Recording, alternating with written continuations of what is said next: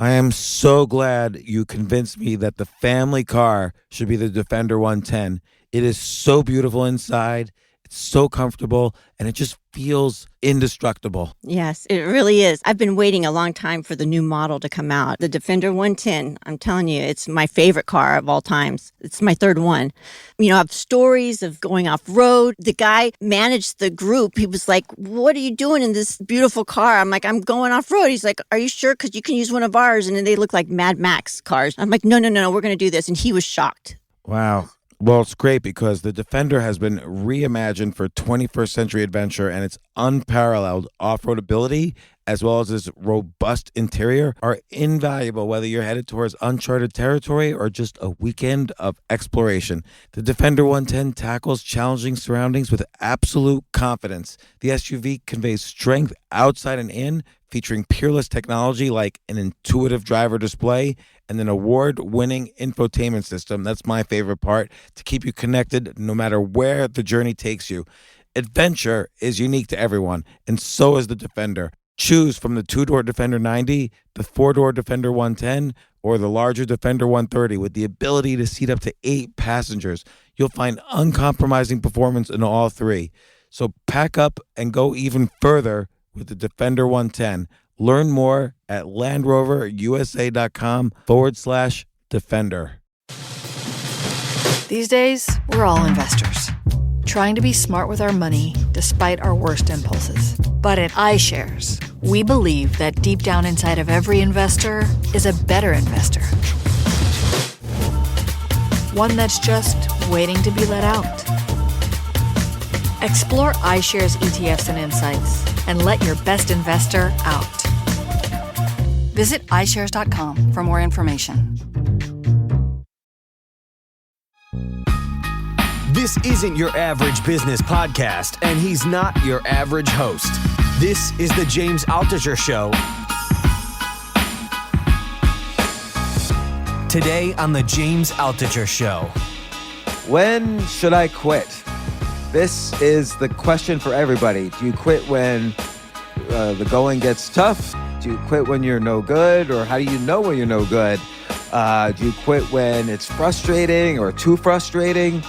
This is a big question that I'm constantly grappling with, because whenever you try to get good at something, most of the time you're going to be bad, because that's the nature of getting good. Like, you're always trying to get to the next level, whether it's a business, I want to improve revenues, whether it's a sport, I want to beat people who were originally better than me, whether it's an artistic endeavor, like I've been painting for years and nobody likes my paintings, or it's a podcast, like nobody's listening, or they're listening, but I'm not growing anymore. I used to grow exponentially, now nothing. When do you quit? Well, I had the pleasure today of talking once again with Angela Duckworth, author of Grit, which is all about when you combine passion with perseverance, you get grit, and that is a key ingredient for success. But when do you have to just sort of turn around on grit? When does grit run out? Or when does grit actually suggest you should quit? Well, we talk about grit, we talk about effort, we talk about what if you have multiple passions, we talk about many things. We start off talking about quitting, plus maybe some of Angela's paths not taken for various reasons related to grit. So here we go.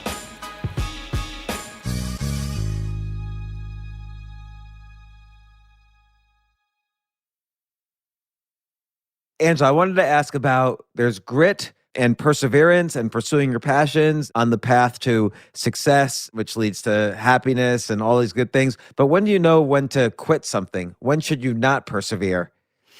I think my last year of piano was around 6th grade. I had this teacher, Mrs. Durst, who would, show up, and like every week I would sight read my lessons for Mrs. Durst. So even after playing for I don't know how many years, by the time I got to 6th grade, I was terrible and I quit.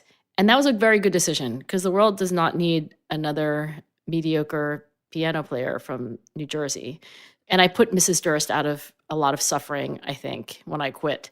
So that's quitting for the right reason, I think, which is I didn't want to do it anymore. And it was a very consistent decision. So I wasn't flip-flopping at all. And, the day I quit, it was just like joy. It's like I could hear the angels singing in heaven. Everyone was happy.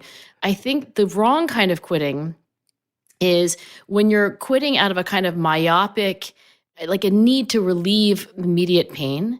So like you want to go out for track, you do go out for track, and then you lose your first race and it's humiliating and you say, I quit, right? Or I remember taking my daughters to ballet when they were really little, and they'd be fine going on like a rainy day, but they didn't want to go on a sunny day because like on a sunny day they wanted to like go out to the playground and play instead. And I think quitting because like, oh, today I'd rather go to the playground, that's not a reflective decision. So I guess the moral of the story is I think quitting is very often the right thing to do, but I do think we very often quit for the wrong reasons, which is to relieve immediate pain. Like, let's say you're passionate about tennis and you love it so much, and then you enter in a tournament, as you suggest, you win against the beginners and you feel like, I've got talent at this, I'm going to keep going. And then in the next big tournament you play in, you lose. And you're like, oh, I'm the worst, this is horrible. And you're suggesting that is not a good reason to quit.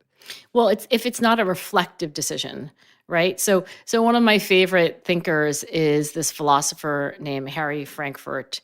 And he's, I think, most famous for writing this very short little book, like slimmer than your pinky, called On Bullshit. I remember that book. Right? I mean, yeah. he was like one of the few philosophers who like made it into the public awareness. But he wrote another even more, I think, important essay, and it was called On the Freedom of the Will. And I think in this essay, you have the answer to your question. So Frankfurt said, we have lots of wants, like I want to eat a bowl of ice cream. I want to itch this mosquito bite. Like I want to talk to James, whatever it is that is on our long list of wants. They are what we desire. But we also, as human beings, and I think he would argue uniquely as human beings, like pigeons can't do this, dogs can't do this, and maybe even primates other than human beings can't do this. Like we have second order desires, like that which we want to want. So you want to scratch your mosquito bite, but you kind of wish you didn't want to scratch a mosquito bite because this is like not helpful and might scar or whatever. So I think for somebody who's about to quit something, of course, you want to quit it on the day that you say out loud, like I quit, right? Do you want to quit it? And I do think that Frankfurt was right because like that is the will. That is what it means to be a human being who's able to make choices, not only to do what we want, because any animal does what they want, but to have second order desires. And I think, much of life is trying to align our first order desires with our second order desires. So we're not fighting ourselves all the time. We're not like, oh God, I guess I'll have the salad, but I don't really want to have the salad, but I want to have the salad, but I guess like a life where what you want is the same as what you want, to me is like really the ultimate in well-being.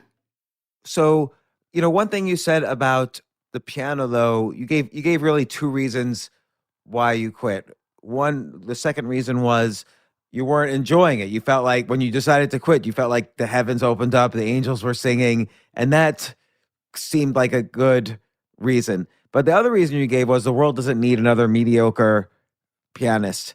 And that I question, because not everyone has to be the best in the world at something to enjoy a passion and to want to continue to be good at it and do it and so on. And that goes for not just skills, but like entrepreneurship. Like the world doesn't need another pizza restaurant, but many people enjoy making pizza and want to make a living making pizza.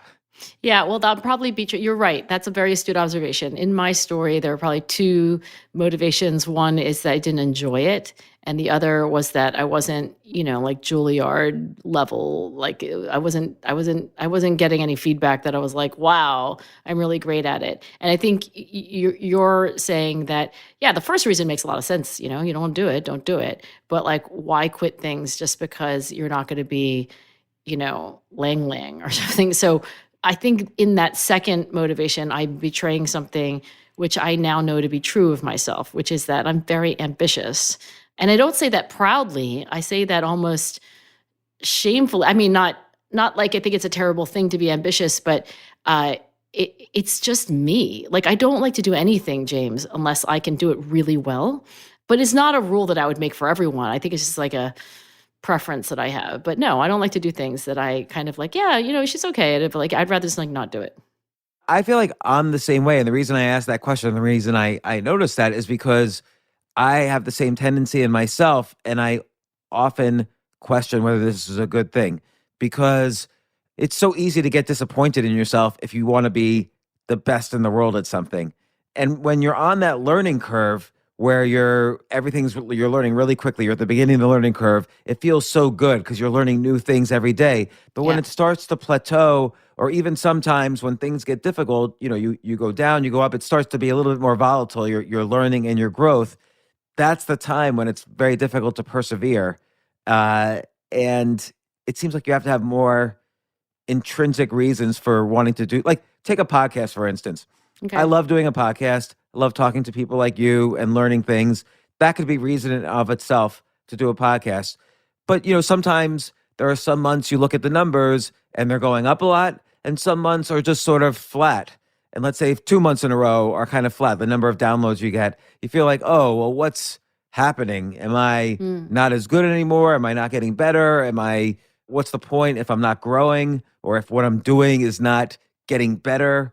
And I don't know if that's a good thing or a bad thing. Like, is sometimes a good enough reason that the growth is over, so you're not getting that huge dopamine satisfaction of you know climbing a steep learning curve. Well, do you feel like you get better every, I don't know, but this is too high in order, but like, do you get better every podcast? I mean, do you every episode? Are you constantly, and this is different from the numbers, right? Like, are you getting better? Do you Right. think? Well, that's a good question. So regardless of the answer, but you also mentioned the word feedback. Like when you're not getting feedback that what you're doing is the where you want to be. Like you mentioned about piano, why continue if you're not getting that feedback of that you're going to be a Juilliard level player? How important is feedback in the decision to quit or not? Well, I'll say what I think is true, even if it like isn't what I wish it were, which is I think what's true about pretty much all of us is that we just love positive feedback. I mean, we just love the idea that things are going well and that things are going to go even better in the future. I mean, Adam Smith said that it is human nature to seek praise and to be praised and to be praiseworthy, and to avoid blame and to being blameworthy, as Adam Smith put it, right? So, I don't know anybody who doesn't respond to encouragement. I think what I was asking you is, they're your podcast numbers. It's like writing a book, right? I don't know that anybody can guarantee that they're going to write a bestseller, but you can actually have some sense that like you have written an excellent book. And maybe if you write more than one book, not something I intend to do, but like most authors, like they write books, not book singular. I guess my question is, is your second book for you? Maybe not the numbers, maybe not the sales, but for you, do you feel like the second book was a progression? Because I think that's actually what for me, by the way, quitting piano was mostly because I didn't like it. I am not that musical. I don't even listen to music. I'm like, not interested in music. But I do think the quality that I see in the people that I study who are gritty and who are high achievers is that whether there's an external barometer or not, they are always seeking to improve. And they don't really like doing things unless they're improving. And in addition to that, they really do want to be world class. Like they just really don't want to have like a balanced life with like, 4 things that they're sort of good at, but there are tons of people who are better at them, at all 4. Yeah, so it's like two components. One is, do you feel like you're improving, and the other is the feedback from the world agreeing with you? And Yeah. and sometimes like with writing, so writing's, let's say, the activity that I've pursued for the longest amount of time. And sometimes you can measure it by, well, how many people read it, how many people commented, how many people quote unquote liked something. But often the articles I write where I feel the best about them are the ones where it didn't really go neither here nor there in terms of feedback or likes or whatever, but I knew it was good. And that's when I feel the best. Second best is when the world responds appropriately. And if the world's not responding and I don't really feel good about it, like the quality of the writing, then I That's start to like think the about worst. quitting. What about both? What about when you think like I hit it, it was awesome, and the world is like, yay, James, go. That's Yeah, that's the great. best. That's the best. Yeah. Right. And the But there same, are these two different metrics, right? And they're not always lined up. right. And like the same goes for like a performance. Like let's say doing comedy, sometimes the crowd will laugh at everything, but I'll get off the stage thinking, you know, I was just rehashing material. I was just doing easy tricks to get them to laugh. It wasn't really that good. And other times they'll just stare at you and you feel horrible, but you also feel good about how you're doing it. It just happened to be you were trying to serve sushi to an audience that wanted barbecue. It just wasn't a right fit. And but like I'll tell you, like when Stephen Dubner and I were doing this podcast together, we kind of quit at the point when we just felt we weren't doing anything new. Like the numbers were not the numbers were good, but they were not growing that much, and we didn't feel like we enjoyed it as much anymore. And so that I've thought about that a lot because that seemed like a good time. Why did you just try to make it better? I guess we either didn't have the interest or the time. You know, I guess that's part of it too, is how much did we really start planning? Like, hey, something has stalled in either the quality or the marketing or whatever. What can we do? And we just didn't feel like having those discussions. So I guess there's this third quality, which is, you know, what's Opportunity your cost. and what's your internal motivation to pay a higher cost versus other activities that you're doing, because we're all involved in we all have the choice to pursue many different things. And so the reason I'm asking all this to you is, where's the role of grit in this? Because at some point grit should also give you the right signals. You grit until you quit. Yeah, I mean, look, I think that the misunderstanding, which is understandable about grit, is that like you persist at everything at all cost, right? But sometimes to be gritty about your top level goal, right? Like the thing that you're ultimately trying to accomplish requires, of course, quitting, right? So I will tell you that I have had graduate students who didn't work out, right? What am I going to do? Stalk them and like, hunt them down, try to get them to like come back to my lab and, like keep working. But no, like for a variety of reasons, like it didn't work out. I quit. They quit. We quit each other, right?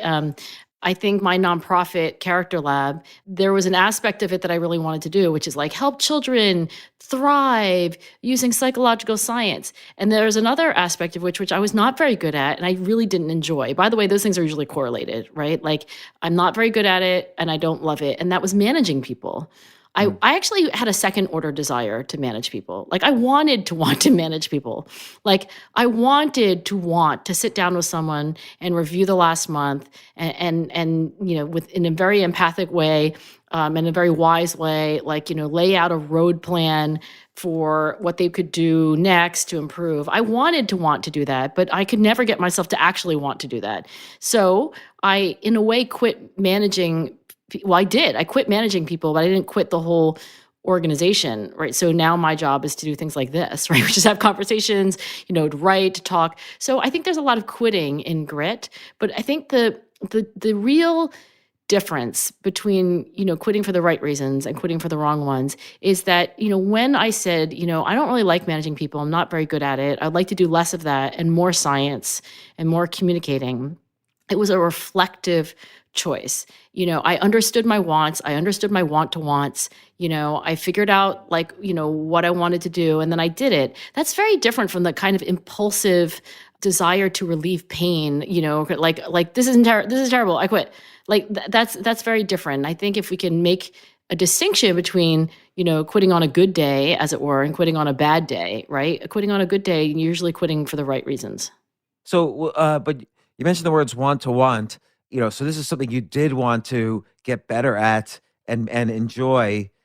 Isn't that like an indicator that maybe it's worth applying a little bit more, thinking into, well, should I do it to in getting a my different wants way? in order? Yeah. Right. Kind of like I want to have a salad, but I want a cheeseburger. So should I try to get my salad want to beat the cheeseburger want? Right. Isn't that a grit thing to do, is to pursue the want to want? It depends on your top level goal, right? So here's where opportunity cost comes in, right? I was like, well, and I think honestly, if I had not seen any alternative, right? I was like, look, you're going to have to just learn how to, there are many things everybody has a job that that comes like, it's like a relationship, right? It comes with all its parts.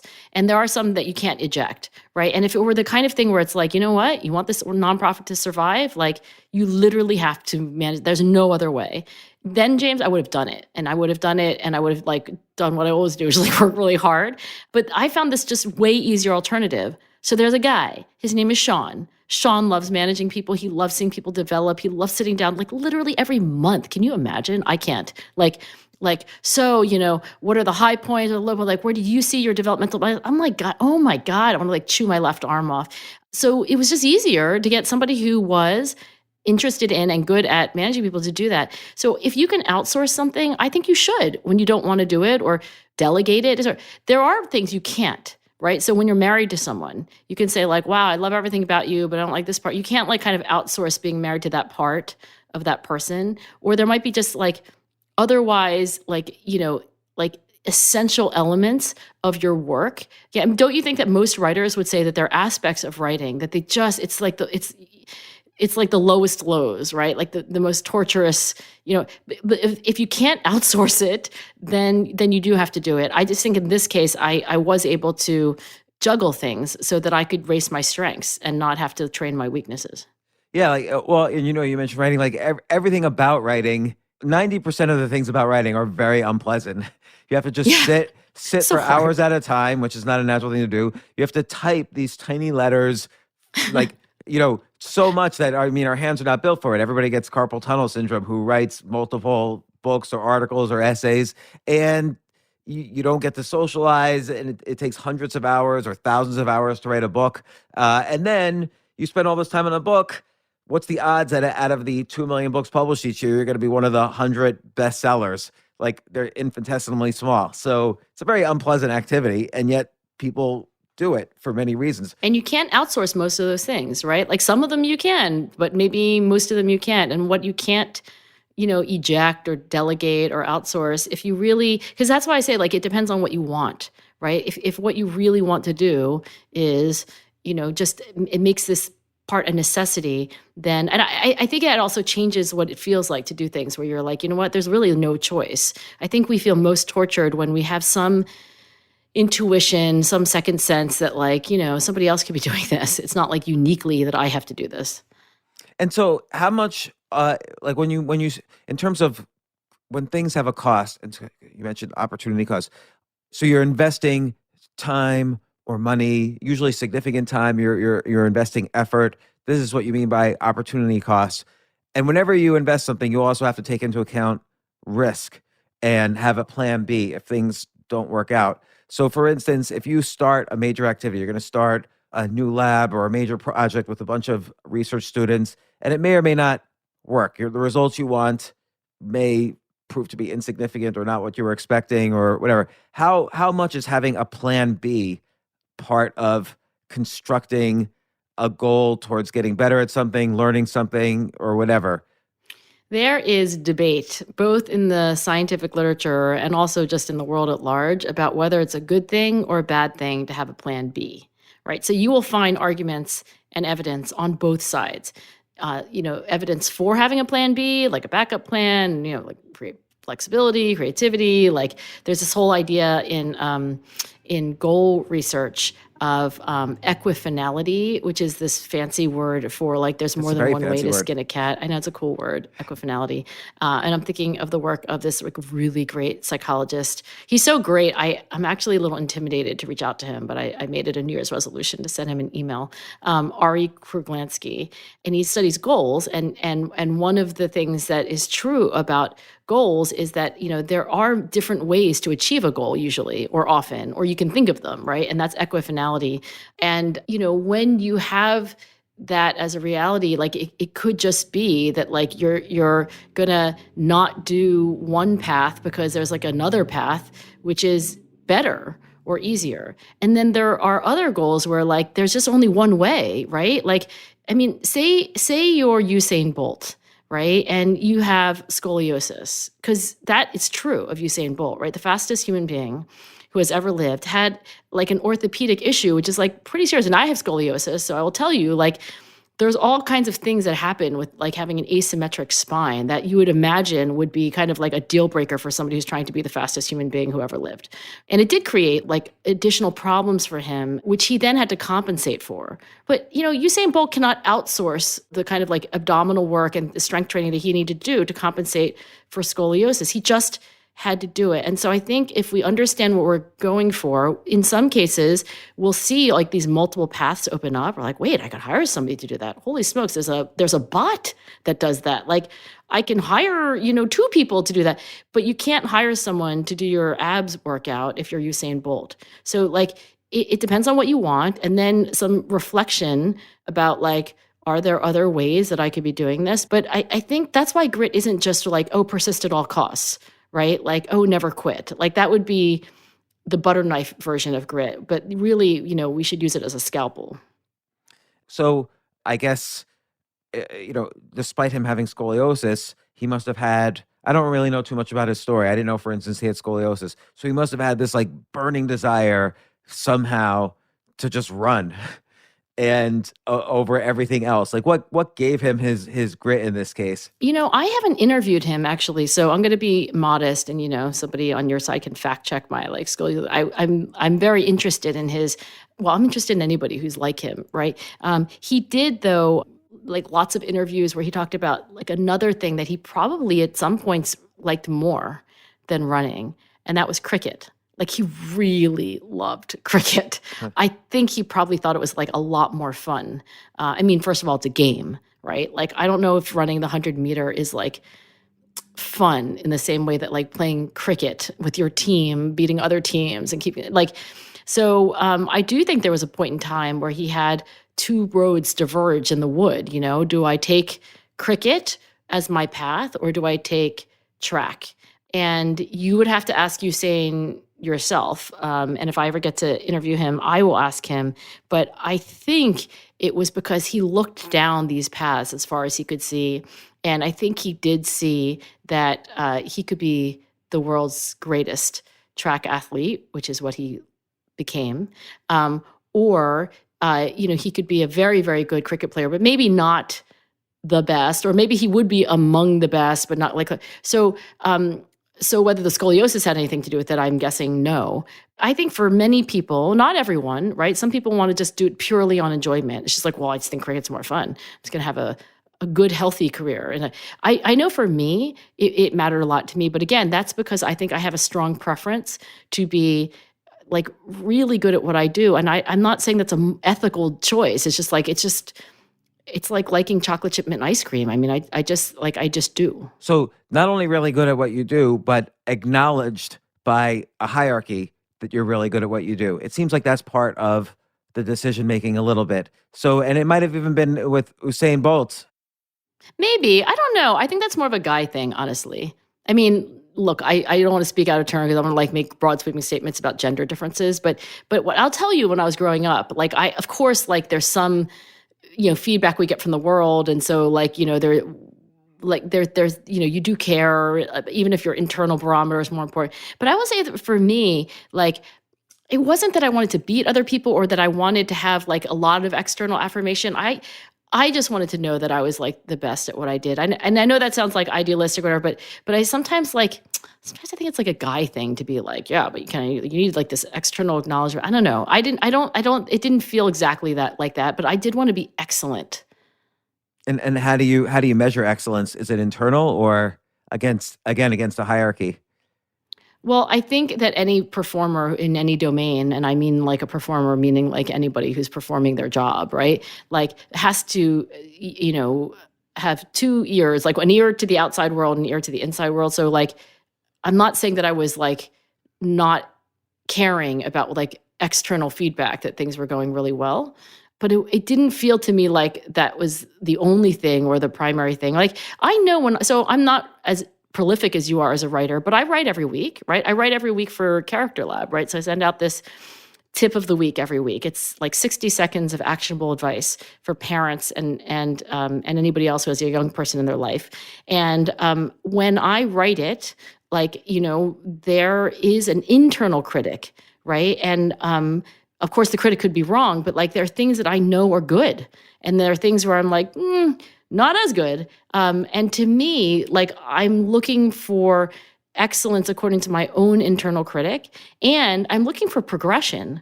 Like if I'm just doing the same thing in 2 years, like time from now, then like I'm going to be very dissatisfied. Like what the hell am I doing? Like why is this not evolving? Right. And this was like a point of Anders Ericsson, who we discussed last time, is that you have to have metrics for measuring that progression. And some fields that's difficult. For instance, like managing people, there's not an easy metric because a lot of it depends on the industry you're managing the people in, the actual people you're managing, as well as your own personal style. So, or painting, if you're a painter, you could feel good about what you're doing, but that's still a difficult metric to determine if you're actually progressing. If you're going to endeavor to succeed at something, how important is it that you very quickly define the metric for success? Well, I think for Anders, it was important first and foremost because he wouldn't study it if there weren't an objective or like defensible metric, right? So chess was great for Anders because like you knew exactly how good somebody was and you knew who won the game, and sports was good for Anders, and I think that was in part because as a scientist who wanted to put world-class expertise under the microscope, he only wanted to put things under the microscope where he thought he could see something, right? I think he fully acknowledged that there would be, fields of study that like, or domains of expertise where like it would be very hard to do that. And so as a scientist, he wanted to prioritize things that did have a clear metric. As an individual, because most people are not scientists who study expertise, most people are just humans who want to be experts at something. I think it's also important because without some external feedback, look, we've all been to art galleries where you think to yourself, like, I could do did that. someone think that was a good, like, that's horrible. Like, it's just, I'm thinking of a particular painting right now, but like, I think this is why, most athletes that I know, even though like 90% of their attention is like in their internal critic, like them compared to themselves, like all that good stuff, right? Where they're just trying to be on a journey of improvement, and some part of their attention, maybe 10%, like is actually going to the score, is going to the rankings, because without that discipline of kind of like anchoring yourself in somebody's estimation other than just your own private estimation, I think we can sometimes go wildly off course, right? Like we think our writing is fantastic. We think our singing is fantastic. We think we're a wonderful manager. But if you never, find out from other people, like, how's my singing? Like, how's my art? Like, do people under me actually thrive? Like, you can go wildly wrong.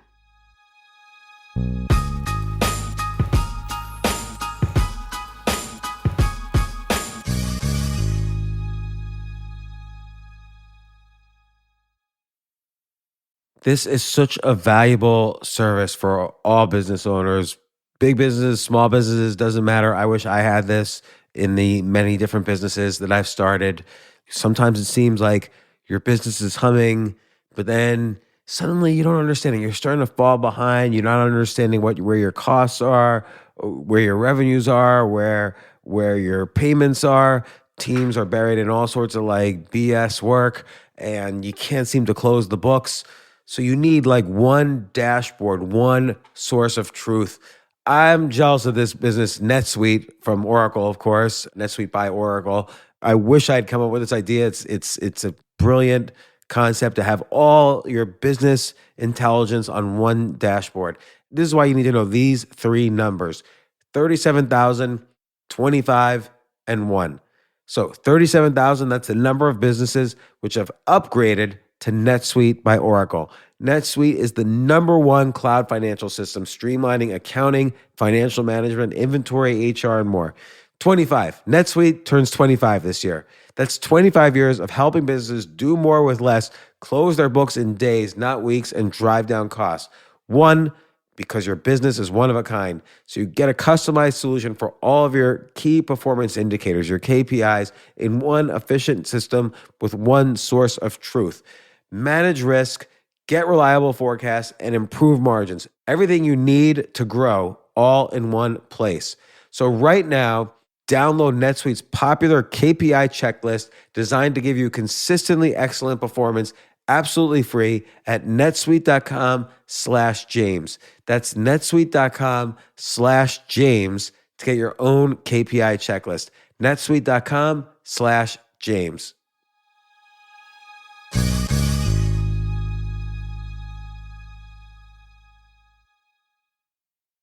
You know what I love about fantasy sports is that even though I'm not going to be a great basketball player or a baseball player or a football player or whatever, I feel like I get to participate and make decisions and use my knowledge of these different leagues or these different sports to to compete.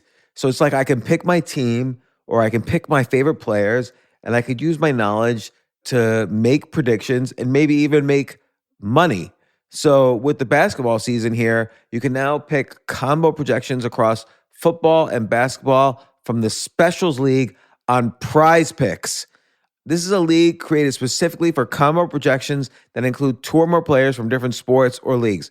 Want to play alongside some of Prize Picks' favorite players like rapper Meek Mill and comedian Andrew Schultz, who's also been a guest on this podcast, and I've been a guest on his?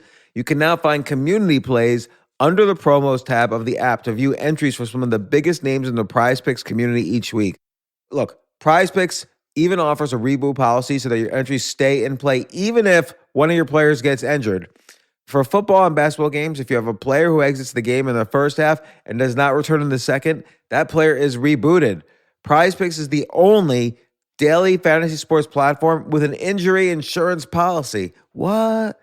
So I love playing it. I love anywhere where I can use analytical ability with my interests to demonstrate some skill and maybe make some money. And I like the game-like aspect.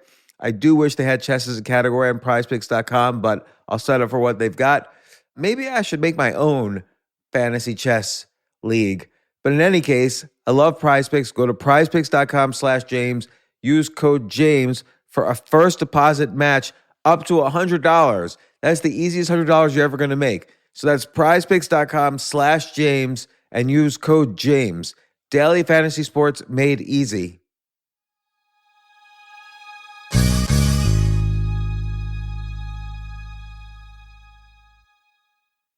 The future of learning is definitely online. Like, it's such BS that you have to spend $200,000 or take $200,000 in loans and go to some fancy school when it's useless. It doesn't guarantee you a job.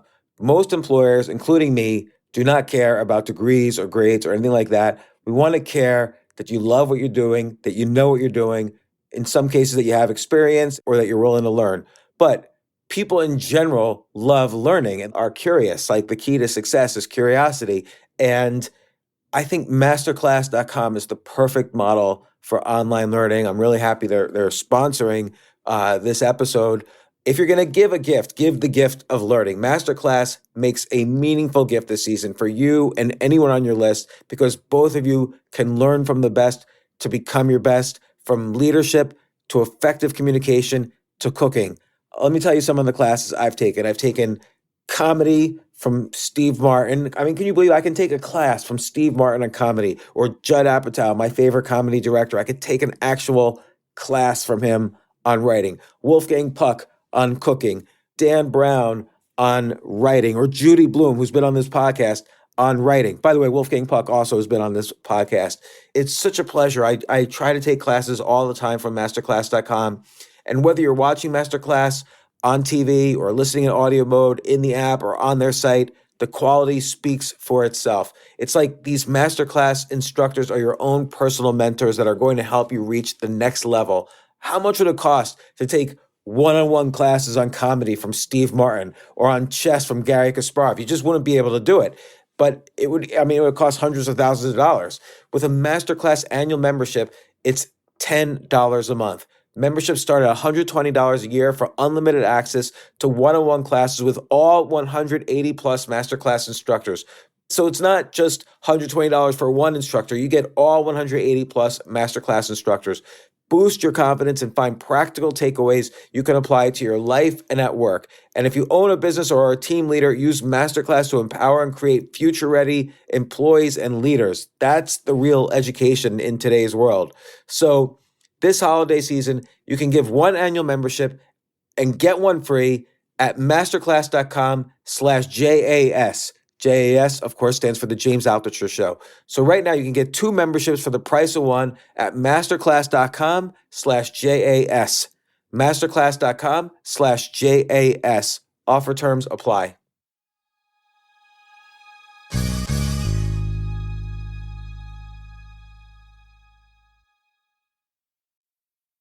I'm not sure if we've talked about this, but I feel like this is where the Dunning-Kruger bias actually plays a valuable role in grit. Like when you begin something and you're quickly moving up that learning curve and you're getting this huge dopamine hit from that, you feel like you're a genius, even though you're just a beginner. And so that's this bias that you think you're better than you are when a little knowledge is a dangerous thing, is the cliche.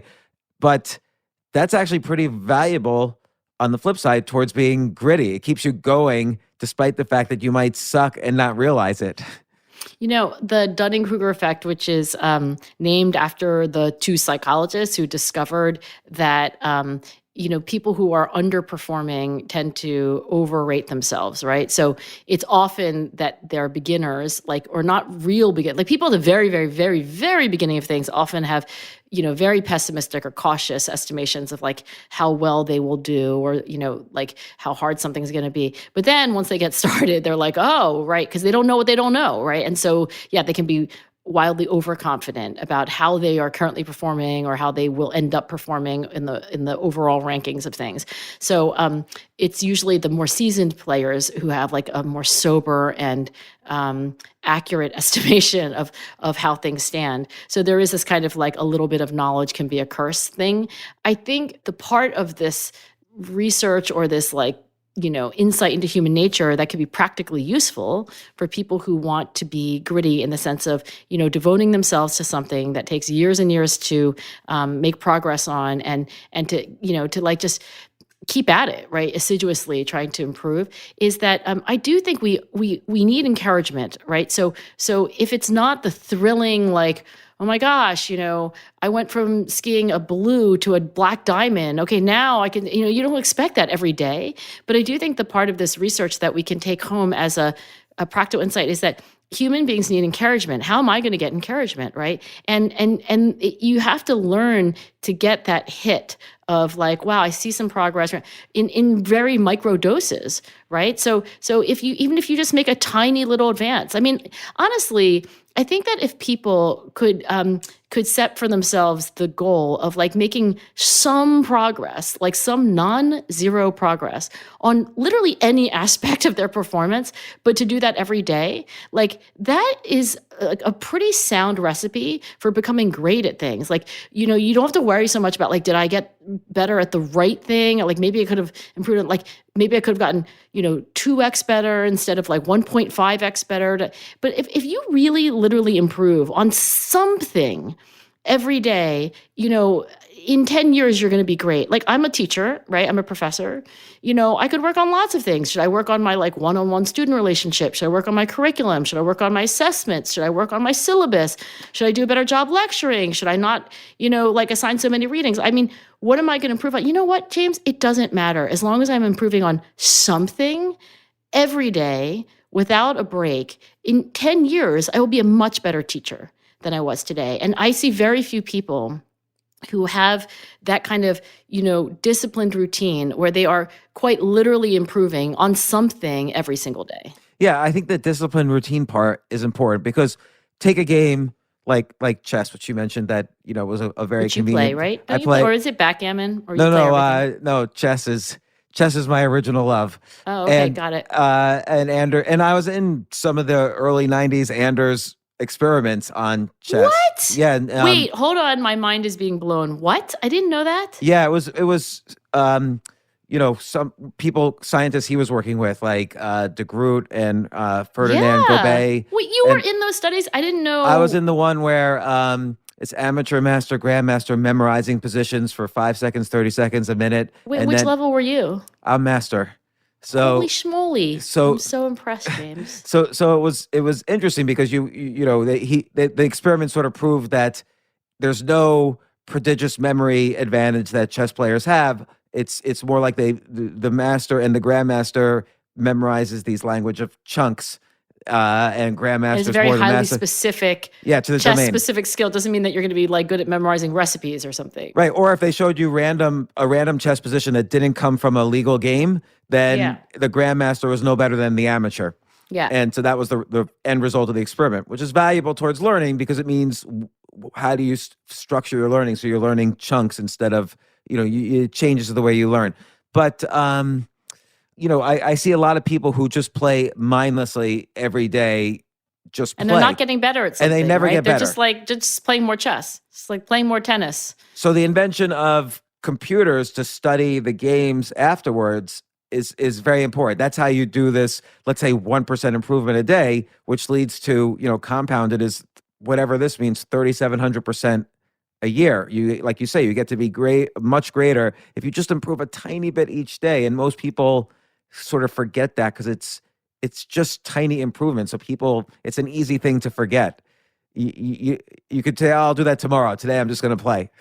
Yeah, and it's always harder to do the 1%, right? Which is it's just interviewing Carrie Walsh Jennings. She talked about like becoming a better and better volleyball player. Looking to go to her probably last Olympics, right? But her career's been record-setting, and she lives by the rule of 1%, right? She's not trying to get like 10% better. It's just like, but can I do things 1%? But like one thing, even like, can I do this thing 1% better than I did the day before? And I know that makes it seem small, which, by the way, is a good way to frame it, right? You're not trying to do something necessarily heroic every day. You're trying to do something consistent every day. But that 1% is always going to be harder than 0%, right? So how many people are Carrie Walsh Jennings? Like not that many. And I think in a way, understanding that she's trying to get 1% better should make it more democratic, right? Should make it more accessible for the rest of us. So yeah, I think that what really happens is that what often happens is that there's like a short burst of intensity where people try to get 25% better or something, and then they just stop. I had a postdoc once who was named Pete Meindl. So he's now a professor at West Point, but he, was in my lab after getting his PhD, and he had been an undergraduate track star at Stanford. So we were doing all these research studies on effort and, developing a frustration task to assess, tolerance for frustration. So I just said to him, it was like one late night, we were like working on this paper, and I was like, don't you think that people like don't try hard enough? And he was like, you know what? I think people try too hard. I was like, what do you mean, Pete? And he said, like, when you think about runners, right? When people start out and they're like, I'm going to join track, or I'm going to start, they go all out, and then they try too hard, as it were. And then it's like exhausting. And then they just like never run again, right? Or they never run hard again. But really the secret is to try consistently and to set a pace for your training and your improvement, which is sustainable. Yeah, and it's very relaxing to think of improvement in those terms. It's because, like, if you trust the process, however you measure 1%, because in some fields that's difficult. Like, how do you get 1% better at painting every day? But, like, if you trust the process, you're going to get better. If you truly improve 1% a day, which is doable in almost every endeavor, you're going to get better, whether you're disappointed in yourself Yeah, now or don't obsess not. about the 1%. How about this? Like, let's just make it 0 or 1, off or on, right? Do I think, when I do an honest accounting of my day, when I go to bed, did I try to, like, you can even set the bar like this. Did I try to do one specific thing better? How did I do? Honestly, if you go to bed every night and say, you know what, every day, when I put myself to bed, I can say that I had identified consciously one thing that I was working on during that day at some point for any amount of time, and that I was at least trying to get better. I think that's a near guarantee of somebody who's going to be making progress. And I think it's much easier to just like go to bed. without doing any of that. And certainly to wake up the next morning and not to set that intention. So was there ever a time where, like, all research aside, was there ever a time you could look back on and there was an area you were passionate about, there was all the ingredients for you to be, to have grit and pursue it and persevere and so on, where you just didn't, and you were disappointed in yourself or something, and it was just, you just didn't follow through? Yeah, I would say my senior year in college, what I am sort of disappointed in myself, but not entirely disappointed, which is that I was a neurobiology major. I was doing research at the medical school that was kind of down the road and across the bridge. And so, a couple times a week, I would get myself there, and I would be working on, it was on Alzheimer's disease. So it was looking at these very thin slices of human hippocampus that we were staining for this protein called spectrin. And I was trying to figure out whether this protein had anything to do with the onset and the development of Alzheimer's. And, I was just a college student, so it wasn't like I was about to win the Nobel Prize. But there were these findings about this protein and its isoforms and the dendrites versus the axon. And I remember it was like as if it were yesterday, right? And I think they were certainly important. And by the way, bottom line was not really, not so much. Spectrin was not the the core reason why people develop Alzheimer's, but still an interesting and important scientific finding. Now, I had a choice. I could have written that up and tried to pursue that and get highest honors in my major and graduate summa, and also go down this path of becoming an MD PhD who would hopefully unlock the mysteries of neuropathology. And I didn't. And the reason I didn't was that I was spending most of my time, my senior year, raising money for a nonprofit summer school for kids. And so I had this tension between, what I was trying to do in my extracurriculars and what I was doing in my academics. And there was a road not taken for me. And then, the road was really not taken, because basically the farther I went down the path of education, the more implausible it was that I would go back to what my dad really wanted me to do, which is to become a medical school professor. And so do you ever feel disappointment that you didn't continue that research? The reason why I said I'm sort of disappointed is that I realized that I probably could have, done more, at least in my senior year, right? I didn't graduate summa cum laude. I didn't get high. I would say that the reason why it's really tepid disappointment is that I love what I do now. And I think I have the wisdom of a 50-year-old to say, you can't do everything in life. There was also a little part of me that wanted to be a food writer, right? And when you ask me what I read when I go to bed at night, I don't read psychology journals the minute I'm about to fall asleep. The thing that's on my nightstand is food writing. I just read Ruth Reichel's, I've read her 7th book. I've read everything Samin Nosrat's written. I read the food section of all these newspapers. I don't even go out to eat or make these. I really love food writing. Now, that's a road not taken also, but I'm 50 now. I'm not 30 or 20. I now recognize that that's life. Life is mostly roads not taken. And I'm happy to be on the road that I did take. But what would it look like? I'm really fascinated by this. People, like you say, you're 50. A lot of people after a certain age doing something for a certain number of years, they reach this plateau in what they're doing, and they have a choice. They can switch to another hierarchy and experience that fast learning curve again. It doesn't matter if you're 20, 30, 50, 70. What would it look like if right now you decided, you know what?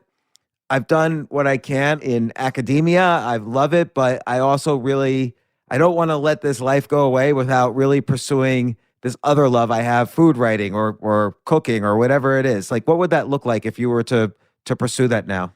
So, okay, I want to answer your question, James, but I also want to give you the alternative to that, right? Because I'm not choosing that. But I know what you mean. If you look at, for example, Academy Award-winning actors and actresses, they often, in their 4th decade of being great at what they do in their older, they actually do something different. They could, start over and become a restaurateur or a painter, right?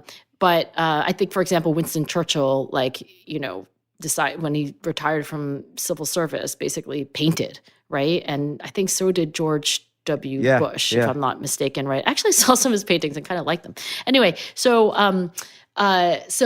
I think that's one choice, but the other choice that you often see, for example, Academy Award-winning performers in film do, is that they become directors or they become producers. And so that it's not exactly like starting completely over from scratch in a new profession altogether, but it's like an evolution. And I would argue that for me, right, like I why am I on a podcast with you, and why do I do this podcast with Stephen Dubner? And it's a way of like evolving as a psychological scientist who cares about communicating science. And so it's like my goal hierarchy isn't completely swapped out for a new one, but more like with recognition of what my high level goal is, I can like kind of find, a better path to it or additional path. So there's evolution, but there's also starting over entirely. If I were to start over entirely, I think there is a road not taken for me, which is like to have a bed and breakfast. Like when I was growing up, there was that miniseries Hotel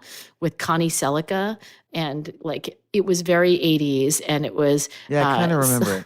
Do you remember it? Oh my gosh, I loved it. I remember the opening sequence. I remember the music. It was like a miniseries soap opera. So nothing remarkable there, except for that when I watched it, I was like, I'm going to be a hotel manager. And I actually applied to hotel management school at Cornell when I was, a graduating high school senior, and didn't take that path. But I could start over. I could be like, well, I've done a lot in psychology. Now I'm going to open a bed and breakfast. Like now I'm going to make huevos rancheros, right? Like I could. And I think for my 30s and maybe, some part of my 40s, probably not, it was a little bit of a daydream where I was like, that might be fun. But where I stand now, like I would much rather evolve in my current goal hierarchy and try some, other equifinality type paths to get to my higher level goal of using psychological science to help kids thrive, than experience the thrill of beginning a new learning curve. It's interesting because I often do the road not taken, which is, would you say stand-up comedy for you was like starting over? Yeah, because let's say I started that 5 or 6 years ago, so I was in my late 40s, and nobody starts in their 40s. Like that's something you start when you're 14. And it really was. I think it is actually a totally different thing, right? Than like you could make you could draw a line between that and writing and stuff, but like, would you say it's pretty much a different thing? It's totally a different thing. And I thought it would be similar, but there was nothing similar at all. So then you unpack your motivation, and are you glad you did it? And why did you do that and not choose to just like evolve? I thought it would be an evolution. So I thought, I rationalized and thought this is going to be an evolution. This will make me better in some ways at what I'm already doing. And maybe it did a little because the process of getting good at something is like a meta skill. And so I got good at that meta skill of getting, which I'm able to apply to other things. Yeah, but and also learning at a higher age, which deals with there's a lot of psychological issues with that as well. Like you're an outsider. You're always an outsider. You're never going to be an insider. Everyone's always going to be skeptical. You're always going to speak with an accent. Yes, exactly. So there's not really many good things about it other than there's not going to be a career for me in it, or it's going to be very difficult to have a career the way other people have. So why did you keep doing it? Why? At that point in the narrative, I would have been like, oh, I'm done. I love it. And I still try to rationalize and say it's helping me in other ways. But more recently, I've kind of thought, it hasn't helped me as much as I thought. And if I had spent all that time, for instance, starting a business or doing something in finance, because I've also have a career in that, then I would have had a lot more money, for instance. So what are you supposed to be famous for? So like, I met you like as like kind of more of a friend, and I remember I was like Googling something and you came up as like a LinkedIn influencer, and I was like, wait, do I even know who James is? Like what is your main thing? I don't know if I have one. I've started businesses that I've sold successfully. I've been a successful investor. Written a bunch of best-selling books. Do this podcast, I do comedy, I do other things, play So chess. you're like a contradiction to my thesis, which is that you have to really devote yourself to something and not be a dilettante and not spread yourself too thin. But like, I think you might be contradicting then my claim here. Maybe yes or maybe no, because I have thought this about myself too. Am I too much of a dilettante? So I never really get to be the best in the world at something, even though that could be a desire of mine. Every time I'm interested in something, I only want to do it if I could be the best in the world, like what you were saying about yourself earlier. But it's very hard to make that happen if you switch interests every 8 years, say. Yeah. And because, it takes longer than that to be the best in the world. So the writing's the thing that I've done the longest, but being interested in other things helps writing because you can combine experiences. Right. Yeah. You can. It's like sort of like it's like when journalists tell me. It's like if I ask them to answer the grit scale, and it's like new interests. Like take me down new paths, kind of thing. Like they're like, yeah, that's what it means to be a journalist. Like things have a beginning, middle, and end, and then you're on to the next project. But there's a through line. Okay, so this might be rationalization, but do you think there's a through line for James? Like, is there kind of like, look, if you really want to understand me, but like what all these things that superficially seem totally different, and in some ways are different, right? Like, but there's something that in common, like, I love complex problem solving, or like they're all about human nature, or they're all about like the written word. I mean, maybe not, but like, do you think there's a through line? Do you have I don't a center? know. And I've thought about it a lot. I don't know. I think there's some aspect that's like games. So chess obviously is a game, but investing is a game. It's the same type of game as chess or poker. It just happens to be in this domain that pretends it's not a game. Comedy is like a game in the sense that you have to come up with more interesting wordplay and ways of describing things than the other competitors around you.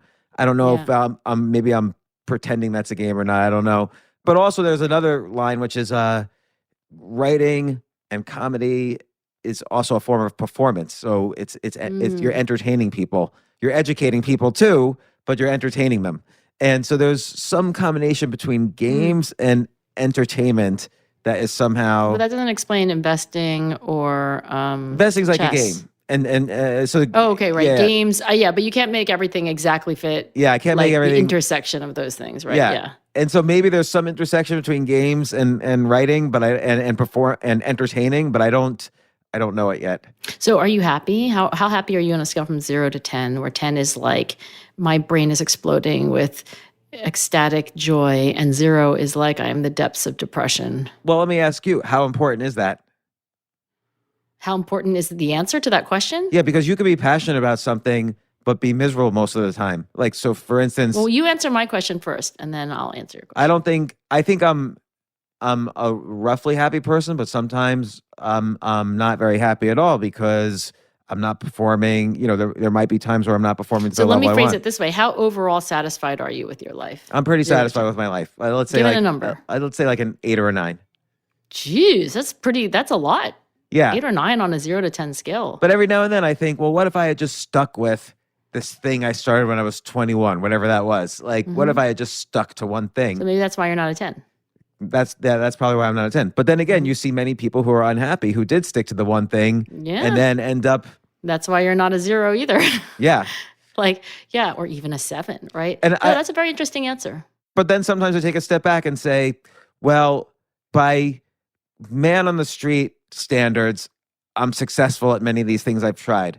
But by my standards, I'll look at someone, let's take chess. I'm a master, but there's hundreds of grandmasters out there. So I suck and they're great. And now compared to 99.9% of chess players, I might be great, but to the ones I look to, I suck. And so then I think I'm just mediocre at everything I do.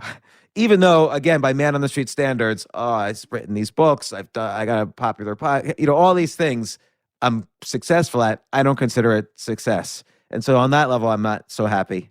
Interesting. Okay, very meta. So, and I know we're coming to the end of our time. We all seem to run out of time, even though I feel like I've devoted more time to being on your podcast than any other podcast except for my podcast. And I appreciate it. I've learned Yeah, no, I've it's learned quite fun. a Now we're lot from friends. talking to you. Yeah. So Okay, but let me end with this, right? So, just to bring it all back to Frankfurt, maybe there is how am I doing, right? Like in terms of what I want, like how am I doing in terms of my ambitions? So that's like a first level question. And then there's like, how am I doing with how I'm doing? Kind of like a second order question of satisfaction. And, I think that they both count. And, really, if we can get to a point where there's some alignment there, like you feel pretty good about how you're doing, but that you feel pretty good about how you feel good about that. You know what I mean? Like that you don't have a lot of internal conflict. So for me, I would say, to answer the question just for myself, I am very often dissatisfied with the quality of my work, how the last lecture went, the progress I'm making, how I'm mentoring students. But I'm also at a meta level at the very same time pretty satisfied with being unsatisfied. So like I have a kind of second order like repose, even if at the first order level, there's all this distress about like pretty much everything in my life not being the way I want it to be. And so in this case, like I think that, even more than alignment is what matters is that like my second level happiness, like, yeah, I'm doing well with how I'm doing, even if I don't feel like I'm doing well enough. I'm feeling like I don't know, I'll give it a 9. I think that second order thinking is valuable, and also it's a way of broadening the field until it encompasses all the different activities you're doing. So if you can't be a bed and breakfast owner, you could still be have a lot of knowledge about cooking and hospitality, and you could feel that, okay, as long as I keep getting better at a more general, broader domain, and it fits in studying like how does someone get better at cooking, now you're getting back into grit, and it all kind of fits under a bigger umbrella. Yeah, I don't spend a lot of time, pining after my bed and breakfast, the unrequited dreams of a bed and breakfast entrepreneur. But there's a certain grit factor in being a better cook, for instance, that could be studied. Sure, yeah, and I can study them, which is its own, and for me, better gratification. But I like the second order stuff, and I know you have to go. So Angela Duckworth, thank you for part 3 of the grit concept and episode. Yes, the trilogy. The James and Angela trilogy. Yes. It's been very fun, which is probably why we keep talking. But thanks, James. Yeah, thank you.